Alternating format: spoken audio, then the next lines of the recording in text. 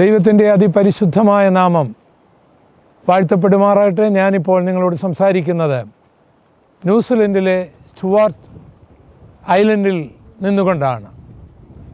ഇത് ഏകദേശം ഭൂമിയുടെ അറ്റമാണ്. മനുഷ്യവാസവുമായി ബന്ധപ്പെട്ട് നമ്മൾ ചിന്തിച്ചാൽ ഭൂമിയുടെ അറ്റം തന്നെ.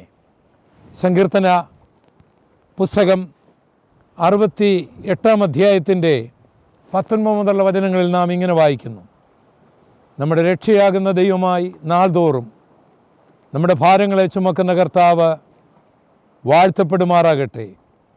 ദൈവം നമുക്ക് ഉദ്ധാരണങ്ങളുടെ ദൈവമാകുന്നു.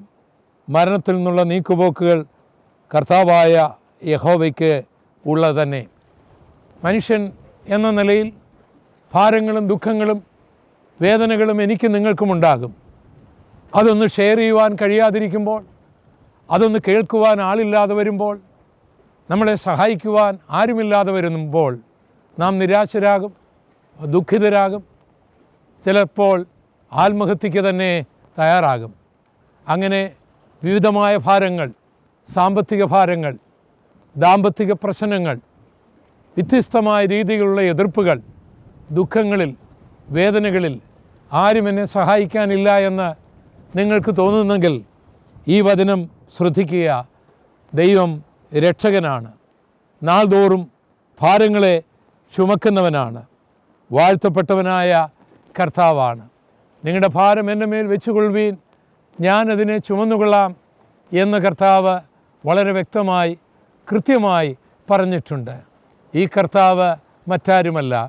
2000 വർഷങ്ങൾക്ക് മുൻപ് സ്വർഗ മഹിമകളെ വിട്ട് ഈ താണലോകത്തിലേക്ക് ഇറങ്ങി വന്ന് ബേതലഹേമിൽ ജനിച്ച് ഗോൽഗോത്തായിൽ മരിച്ച് 3-ാം നാൾ ഉയർത്തെഴുന്നേറ്റ നസ്രേന യേശുവിന് നിങ്ങളുടെ പാപഭാരം മാറ്റുവാനായി കഴിയും, നിങ്ങളുടെ ശാപം മാറ്റുവാനായി കഴിയും, നിങ്ങളുടെ ദുഃഖങ്ങൾ മാറ്റുവാനായി കഴിയും, നിങ്ങളെ സഹായിക്കുവാനായി കഴിയും, നിങ്ങളെ അനുഗ്രഹിക്കുവാനായി കഴിയും. ആ കർത്താവിനെ നിങ്ങളുടെ ഹൃദയത്തിലേക്ക് സ്വീകരിച്ച് അനുഗ്രഹം പ്രാപിക്കുക. ദൈവം നിങ്ങളേവരെയും ധാരാളമായി അനുഗ്രഹിക്കുമാറാകട്ടെ. ആമേൻ. ദൈവത്തിൻ്റെ അതിപരിശുദ്ധമായ നാമം വാഴ്ത്തപ്പെടുമാറാകട്ടെ.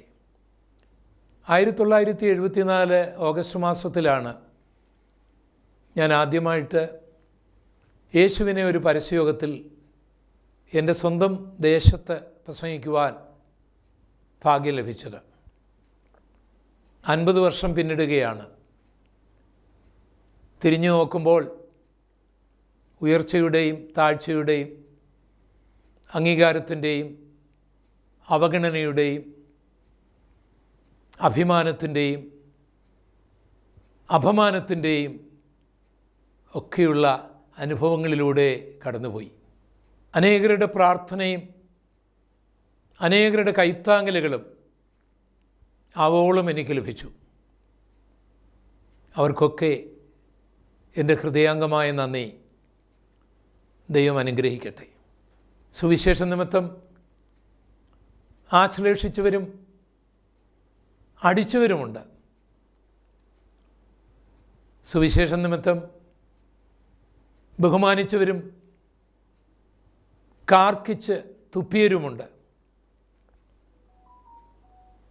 സുവിശേഷ നിമിത്തം അംഗീകരിച്ചവരും പുറത്താക്കിയവരുമുണ്ട്. വിശപ്പ് സഹിക്കുവാൻ കഴിയാതെ പൈപ്പിലെ പച്ചവെള്ളം കുടിച്ച് വയറ് നിറച്ച് മൈലുകളോളം നടന്ന കടത്തിണ്ണകളിൽ ഉറങ്ങിയ കാലഘട്ടങ്ങളുമുണ്ട്. ഇവിടെയെല്ലാം ഞാൻ വിശ്വസിക്കുന്ന യേശു വിശ്വസ്തനായിരുന്നു.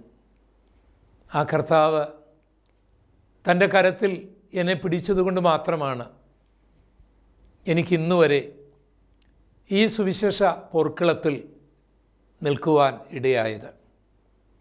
തുടർന്നും നിങ്ങളുടെ പ്രാർത്ഥന എനിക്ക് ആവശ്യമുണ്ട്.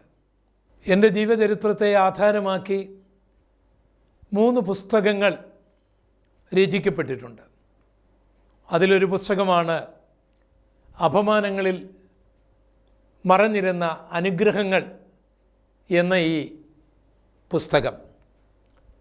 ഇതനേകർക്ക് അനുഗ്രഹമായി, നിങ്ങൾക്കും അനുഗ്രഹമാകുമെന്ന് വിശ്വസിക്കുന്നു. നിങ്ങളുടെ ആത്മാർത്ഥമായ പ്രാർത്ഥന തുടർന്നും ഉണ്ടാകണമേ എന്ന് അപേക്ഷിക്കുന്നു. എല്ലാവർക്കും നന്ദി.